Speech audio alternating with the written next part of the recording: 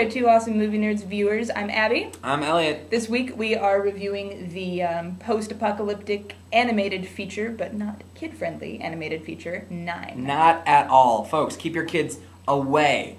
Far away. This is like nightmare welcoming on screen. See, I don't know. I wouldn't say far, far away, but do be wary. It's rated PG-13 for fairly good reasons. I think that it could potentially do damage to kids in the way that, say, like The Nightmare Before Christmas did to my generation. Maybe a little bit more. That explains so much. Oh, actually, I didn't watch that movie until I was like 12 because it looked like it would give me nightmares at the time.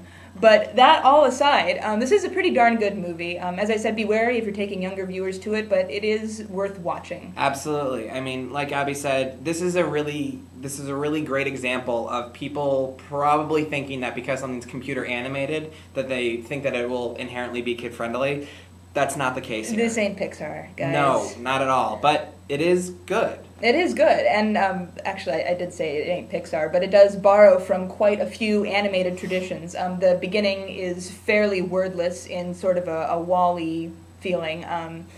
For you big movie nerds out there, big animation nerds, Shane Acker has talked a lot about the Quay brothers, the influential stop-motion animators, and other influential stop-motion freaky Polish animator, Jan Svankmajer, who, by the way, if you ever want to see a really good horror movie, watch Little Otik. But that's aside. It's away. Let's talk about the movie at hand.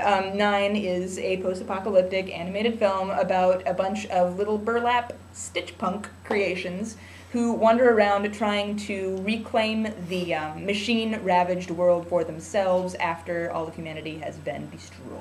Absolutely. Basically, this mad scientist who unfortunately helped to, create the machines that then took over the world, takes in with his last breath and gives life to these machines or these little dolls, and they basically try to take back the world for themselves, if not for humanity, because humanity is over. There ain't no more humans. Ain't no humans. I've been using ain't a lot in this. It's okay, we're in Kansas, it happens. We're in Kansas. But, one of the things that I really enjoyed about this movie is that from the get-go, they got really good people to do the voice acting. A lot of times people can use voice acting as just a gimmick, and I don't think that's the case here. You get really good character actors like Christopher Plummer and John C. Reilly, Crispin Glover, Martin Landau, and it's really, really great to know that people can take this seriously enough to not just automatically give it to a bunch of Hollywood darlings, although Elijah Wood is the lead. I like Elijah Wood. I know. But, just the fact that they didn't give the entire cast over to people like that,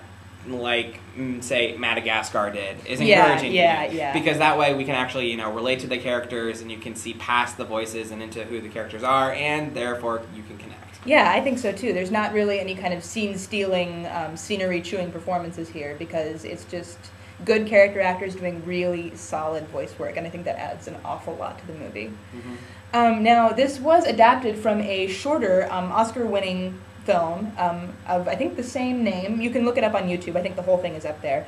And you can kind of tell, I think it suffers from the problems that a lot of feature films that are adapted from shorter films suffer from, in that there's a concept that is fairly easily and quickly established, but then the filmmakers and scriptwriters kind of run out of ideas because, you run out of things to say. Yeah, there's only so much that you can do with a concept like this. As cool as it is, you just kind of go for as far as you can, and then you kind of have to say, well, what do we do now? And I think that there were a few issues with that. They weren't glaring, but after a while, the plot does wear a bit thin. Yeah, you can definitely see moments in the movie where you just felt like they're treading water and you're waiting for the next massive plot point to happen, and that's fine a little bit, but after a while you're just kind of like, okay, can we move on with it? Because you're sitting there in the theater, you're there to get your story, and all the stuff that happens in between can be a little bit, Yeah. But to be fair, it does look fantastic. The visuals are gorgeous. Oh my goodness! Like one of the things that I really love about this film, and like Abby said, talking about some of the other traditions of computer animation, one of the things that I loved about Wall-E is this destroyed world is so fully formed. There's nothing spared. Everything's and the fact that I know that these computer animators had to build everything from scratch, then destroy it, that just gives me an entirely different level of respect for them, and I think it's amazing to look at. The style is stunning, And it's if nothing else, like, I mean, Abby and I were talking about this before we started recording the review. It helps to have dialogue, but I would have been so much more intrigued had this just been entirely a visual story. And the means of communication were not actually through spoken voice.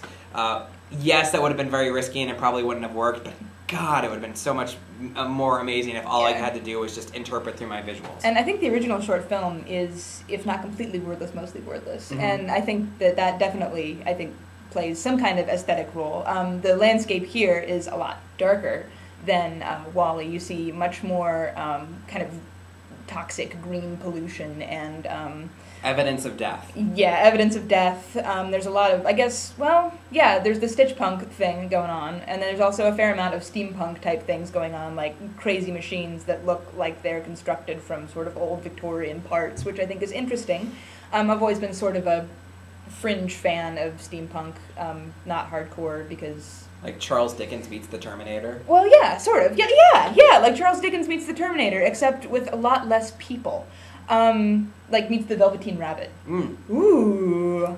We are just all over the place today, people. Look at that! Another thing that's really noteworthy with regards to the style is the stylistic touches and flourishes of the producers really do make an impact here. Oh my gosh.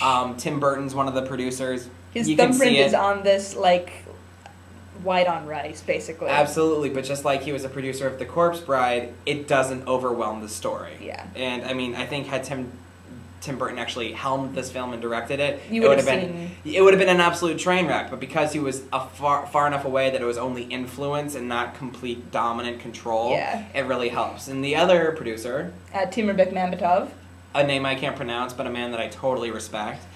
His style, as we all know, is utterly stunning in pretty much anything that he does, live action or otherwise, and it really comes through here as well. I think you get a pretty good feel for it. Definitely. I think atmospherically there's a lot of Bekmambetov's influence as well. If you watch the movie Night Watch, don't see Wanted. I mean, you can, but it's not really as important as the Night Watch series.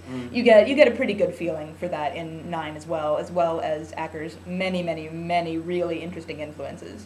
So overall, while 9 is not a completely overwhelming, amazing, gosh, wow movie, I don't think it'll end up on my top 10 best of the year list. It's not a home run, but it's a solid hit. It's pretty good, and I think it sets up an interesting precedent for Mr. Shane Acker. I think he'll be somebody to watch in the future.